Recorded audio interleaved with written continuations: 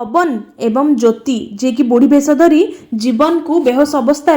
टाणी टाणी नेउथिबे एवं सेतिकी बेले ज्योति नोटिस करिवे जे उपरु मानसी आसुछंती सीढ़ी रे तांकु देखि पवन एवं ज्योति पूरा भयभीत हो जिवे काले तांको कथा मानसी सामने धरा पड़ जिवो से माने जीवन को घोषाड़ी घोषाड़ी पुणी पछकु नेबे एवं पछकु नेला बेले एक चौकी बाजी धड़किनी आवाज हेबो एवं मानसी आसी देखिबे जे कौन हेउची सेठारे एवं से पचारिबे किए किए बोली तापरे पवन ज्योति एवं जीवन को गोटे कांथरे आउ जाई धाई आसी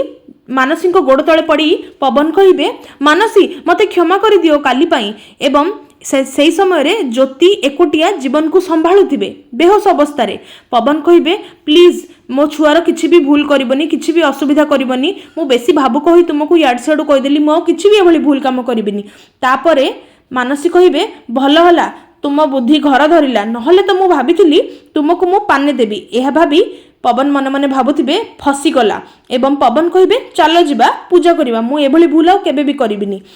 पवन मानसी को भूलई आग को नहीं जिबे एवं से सिचुएशन रे पवन एवं ज्योति दुहे दुही को थम्स अप करिवे तेबे कोन लागुची ज्योति एवं पवन को प्लान टी कोन हेई पारे।